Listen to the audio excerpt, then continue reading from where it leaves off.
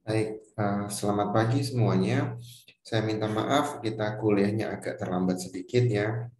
Eh, Hari ini kita akan membahas materi berikutnya di dalam seminar perpajakan, yaitu mengenai penghindaran perpajakan di bidang PPh badan atau untuk pajak badan. Nah, paper kita hari ini kita menggunakan paper 6 di mana penulisnya adalah Ibu Octavia, kemudian Ibu Sylvia, Bu Ratna, dan Bu Ning Rahayu. Nah, penelitian ini sebetulnya mengambil konteks di Indonesia. Ini adalah negara yang kita cukup kenal dan juga dia membandingkan dengan negara-negara lain yang ada di lingkup ASEAN. Nah, kenapa ASEAN? Pertanyaannya cukup menarik adalah karena negara-negara ASEAN itu memiliki karakteristik yang sama atau mirip-mirip ya. Sehingga dari sisi keuangan, dari sisi perpajakan, aturannya tidak akan jauh berbeda. Nah, apa sih pentingnya peran ini? Kenapa kita perlu bahas? Karena paper ini ingin menunjukkan bahwa ada yang namanya peranan dari country tax environment atau lingkup pajak di sebuah negara dan hubungannya terkait dengan derivatif keuangan untuk tujuan penghindaran perpajakan. Jadi, secara akuntansi, penggunaan derivatif atau penggunaan nilai lindung untuk keuangan itu memang digunakan sebagai bagian dari penghindaran pajak. Karena di situ ada beban pajak yang bisa dikesampingkan untuk transaksi usaha dan boleh masuk dalam pengurangan beban pajak. Nah, tujuan utama dari penelitian ini memang cuma satu awalnya, yaitu melihat dari penggunaan financial derivative untuk penggunaan tax avoidance. Tetapi dimasukkan salah satu variabel yang menarik, yaitu yang namanya country tax environment characteristic.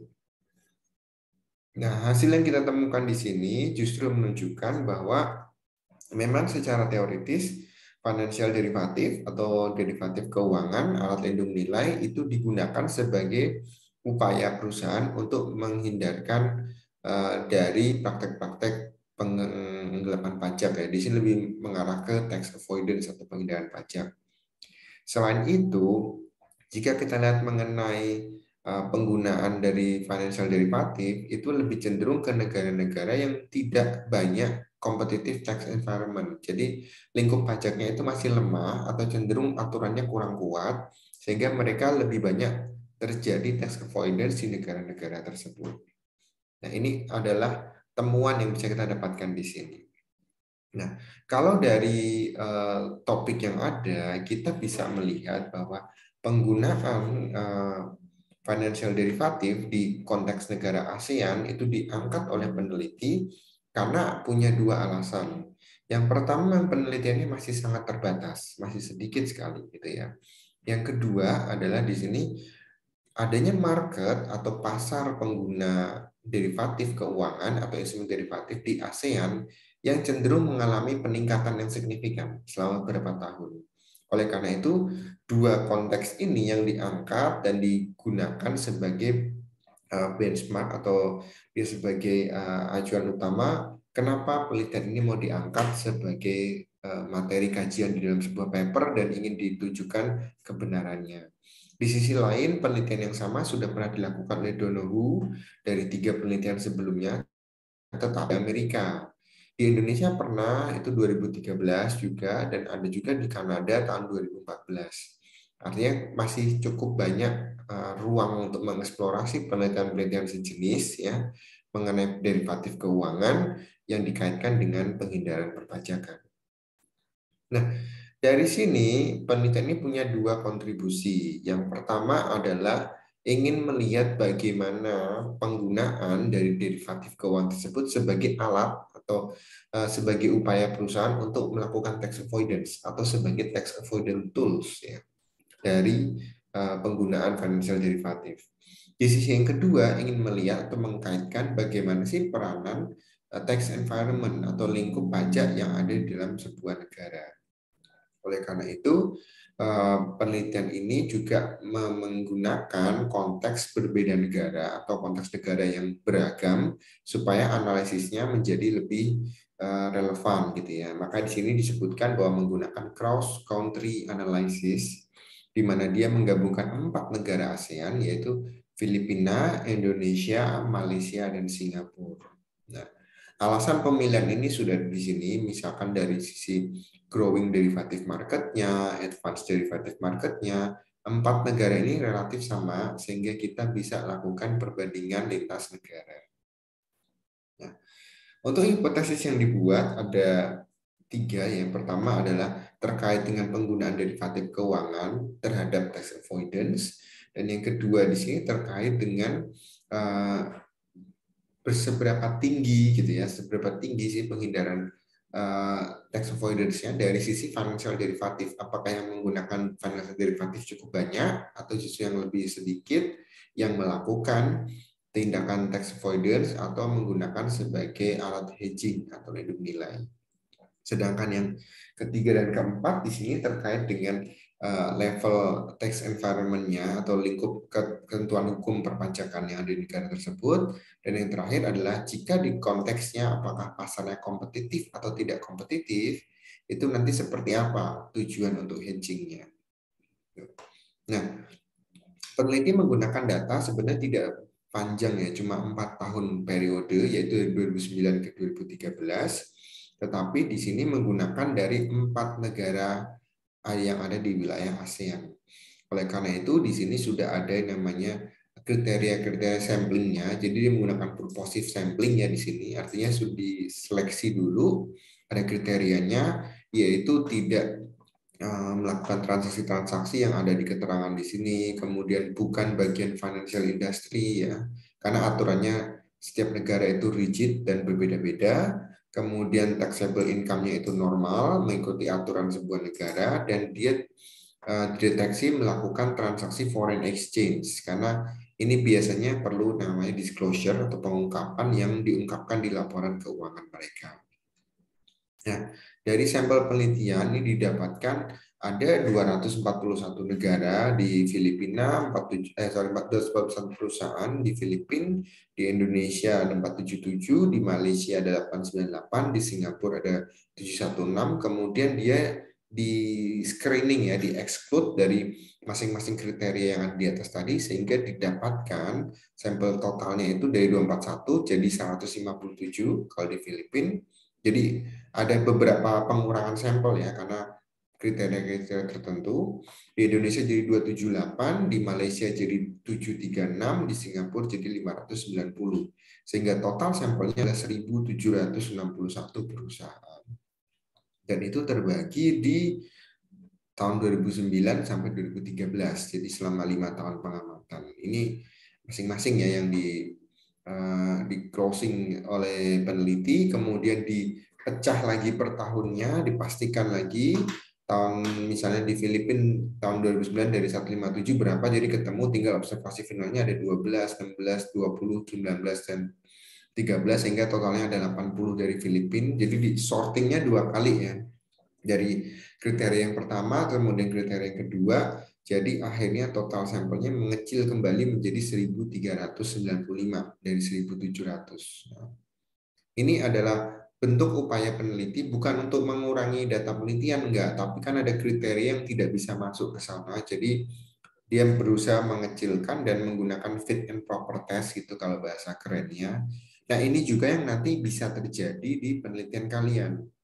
Jadi kalau ada yang bertanya, Pak, kenapa penelitiannya harus menggunakan sampelnya berapa, 100 atau berapa? Sebenarnya tidak ada acuan yang baku mengenai itu, tetapi kalau bisa sebanyak mungkin kalian ambil, karena mungkin akan ada pengurangan sampel, seperti kasus-kasus yang ada di sini. Oleh karena itu, biasanya 100 itu adalah minimal final sampelnya. Ya. Jadi final di sini itu adalah kalau bisa di atas 100. Artinya sebelum sampai ke sini, ketika disortir, ya harusnya di kompleks yang lebih besar atau di skala yang lebih besar daripada 100. Nah, mirip seperti penelitian-penelitian sebelumnya, ya di sini untuk hipotesisnya digunakan hipotesis secara statistik ya.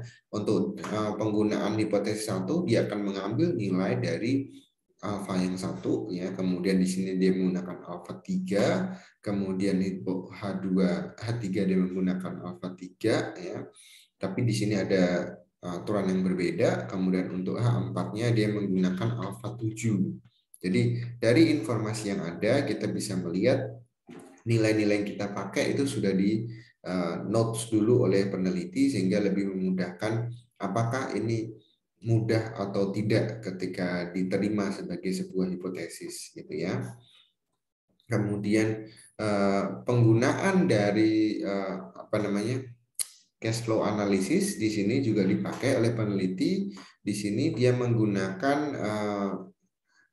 pendekatan BTD, book tax difference, absolute book tax difference, dan dummy tax untuk menggunakan yang namanya tax avoidance. Tax avoidance di sini dibagi-bagi lagi oleh peneliti, dia menggunakan berbagai macam ukuran, tetapi ada yang diutamakan di sini. Jadi ada 12 pengukuran untuk tax avoidance, dia nyatakan di sini 12 ukuran ya. Tapi dari 12 itu ada yang dikecualikan gitu kan. Kita hanya pakai 3 nih. PTD, ABTD, dan dummy tax. Yang lain-lain tidak dipakai karena berbagai macam alasan yang dijelaskan di sini oleh peneliti. Kenapa ETR nggak dipakai, kenapa cash ETR nggak dipakai, dan sebagainya di sini dijelaskan oleh peneliti. Sehingga pada akhirnya dia cuma pakai 3 pengukuran aja, yaitu BTD, ABTD, dan DTax. Nah, kembali ke komponen dari penelitiannya, peneliti menggunakan yang namanya dummy variable atau tax environment ketika aturan pajak yang di negara tersebut itu sudah sesuai dengan karakteristiknya atau tidak. Karakteristiknya apa? Yaitu tax basisnya dari income tax, dari pajak penghasilan. Kalau dia punya kerugian itu bisa dibawa ke periode-periode terdepan, ya tax loss carry forward itu artinya kalau kita ada kerugian di sebuah perusahaan itu bisa dikompensasi sampai beberapa tahun ke depan. Dan ada kebijakan mengenai book tax conformity, yaitu menyamakan aturan dari laporan akuntansi dengan laporan perpajakan. Di negara-negara tersebut, jika ada 3 komponen ini, maka dikasih skor 1, jika nggak ada dikasih skor 0. Gitu. Nah, dari hasil yang ada, kita bisa menemukan di sini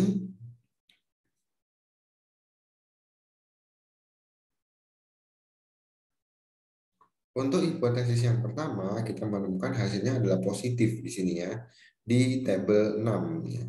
Positif di sini menunjukkan bahwa penggunaan instrumen derivatif itu memang sebagai alat untuk melakukan tax avoidance atau penghindaran pajak. Sehingga ketika perusahaan menggunakan banyak instrumen derivatif atau kalau kalian lihat di laporan keuangan, itu banyak sekali penggunaan alat-alat instrumen keuangan ya, misalkan dia menggunakan obligasi, dia menggunakan saham, dia menggunakan misalnya pinjaman, obligasi retail dan seterusnya gitu ya. Itu merupakan salah satu bentuk upaya perusahaan untuk melakukan penghindaran pajak. Jadi semakin banyak instrumen yang digunakan, makin banyak dia melakukan penghindaran pajak dari aspek perusahaan. Sedangkan di tingkat spesifikasinya apakah yang banyak atau yang sedikit hasilnya positif. Jadi menunjukkan yang makin banyak menggunakan instrumen derivatif, maka sudah jelas dia makin banyak melakukan tax avoidance. Jadi sudah pasti ya menggunakan instrumen derivatif itu melakukan tax avoidance, terus kemudian dipecah lagi, yang makin banyak menggunakan instrumen derivatif, dia makin tinggi melakukan tax avoidance. Jadi bukan yang level kecil atau level sedang, tapi yang level tinggi. Sedangkan untuk tax environment dia negatif. Adanya negatif di sini menunjukkan bahwa negara-negara yang punya aturan hukum pajak lemah itu justru yang paling banyak melakukan tax avoidance. Ya. Mungkin karena aturannya tidak jelas atau kurang cukup jelas sehingga banyak perusahaan menemukan celah dia bisa melakukan penghindaran pajak. Dan itu sangat logis sekali. Kalau aturan hukum pajaknya jelas, ketat gitu ya, maka perusahaan tidak akan melakukan tax avoidance. Karena dia sudah punya batasan yang cukup gitu ya. Sedangkan di aturan-aturan yang lemah itu menunjukkan perusahaan masih bisa punya celah untuk melakukan tax avoidance. Oke. Kemudian di sini jika kita kombinasikan dengan spesifikasi dan environment tetap negatif. Jadi ini menunjukkan bahwa sekalipun dia menggunakan instrumen keuangan yang banyak ya, atau instrumen derivatif yang banyak, tetapi kalau aturan hukum pajaknya lemah, dia tetap negatif atau tetap lemah. Ya, jadi Memang ini menjadi kekuatan atau menjadi salah satu hasil temuan yang menunjukkan bahwa pentingnya sebuah tax environment di dalam eh, melakukan proses penghindaran perpajakan, gitu ya. Nah, ini juga membuktikan bahwa seberapapun konsep akuntansi yang dipakai di sini, intinya itu ada di tax environment. Ini kalau secara matematika, misalkan kita ada pertemuan positif dikalikan negatif, ada satu aja yang negatif, maka dia hasilnya kan menjadi negatif. Jadi di sini yang menentukan adalah tax environment atau lingkungan hukum pajaknya. Kalau hukum pajaknya lemah, maka penghindaran pajak itu mungkin terjadi. Tapi kalau aturan hukumnya kuat, maka penghindaran pajak itu sangat kecil kemungkinannya. Dan ini memperkaya keilmuan kita dan juga memastikan bahwa memang dalam melakukan penelitian atau dalam kita mengevaluasi praktek-praktek penghindaran pajak, itu salah satu kuncinya adalah negara tersebut aturan pajaknya kayak apa, kuat atau tidak gitu ya. Kalau tidak kuat atau kalau dia melemah, itu menunjukkan bahwa di negara tersebut sedang terjadi masalah penghindaran perpajakan. Nah, peneliti juga menggunakan sensitivity test atau uji sensitivitas. Maksudnya apa? Uji sensitivitas ini dia melakukan, tadi kan ada 4 negara tuh dikombinasikan. Nah, sekarang kita mau pecah-pecah di masing negara. Apakah hasil tersebut berlaku untuk seluruh negara atau justru berbeda gitu ya? Kita lihat dari penggunaan derivatif ya. Penggunaan derivatif ternyata semuanya sama-sama positif ya. Baik Indonesia, Malaysia, Filipina dan Singapura ya. Tetapi di Singapura dia tidak ada bintangnya atau tidak signifikan. Artinya apa nih? Berarti di Indonesia, Malaysia dan Filipina instrumen derivatif itu banyak dipakai untuk penghindaran pajak. Sedangkan di Singapura tidak ya. Karena mungkin aturan hukumnya jauh lebih kuat dibandingkan 3 negara yang lain. Oke.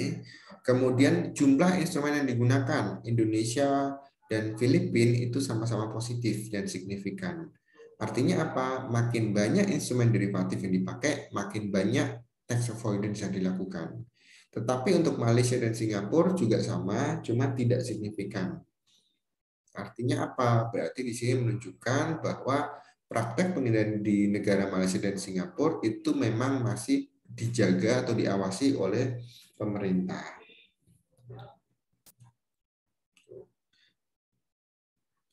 Lalu bagaimana dengan pengukuran? Apakah beda hasilnya untuk ABTD, DT, DTEX, dan BTD? Itu ternyata hasilnya sama-sama positif dan signifikan. Jadi sebetulnya ini menunjukkan bahwa kalau kalian melakukan penelitian dengan tax avoidance, mau ukurannya pakai ABTD, mau ukurannya pakai dummy tax, mau ukurannya pakai BTD, hasilnya akan sama aja.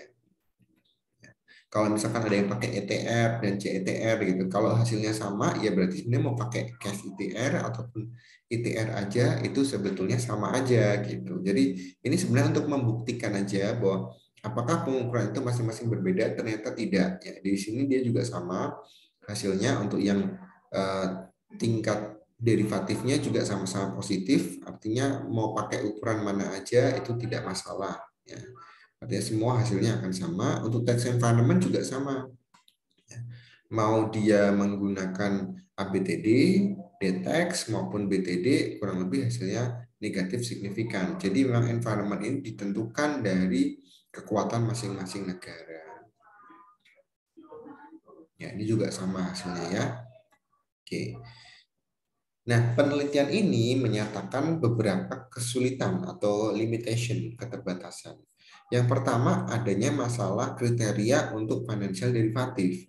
Nah, apa yang menjadi masalah gitu kan? Di kita ada yang namanya akuntansi lindung nilai atau hedging accounting.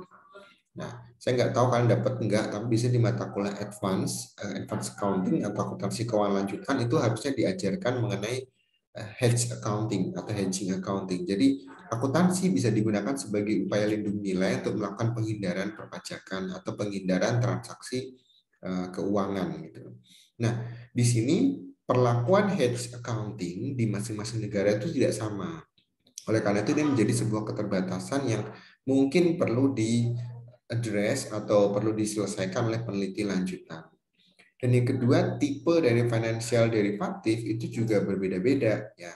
Ada yang modelnya pakai tax loss carry forward, ada yang pakai currency swap, ada yang pakai interest rate dan option.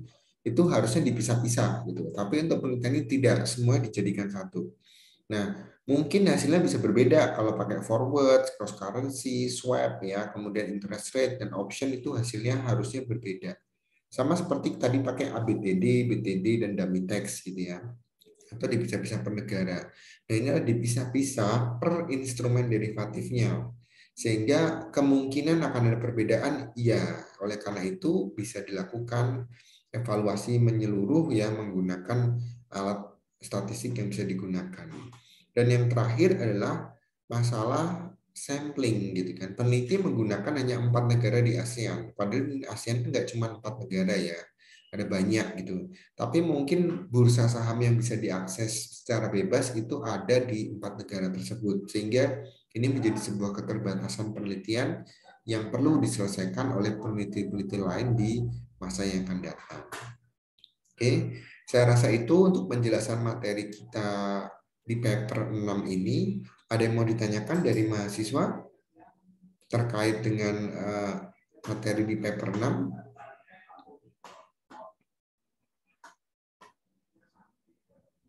Ada dari mahasiswa?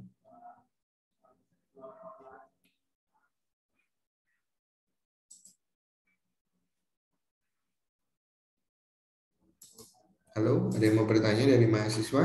Belum ada, Pak.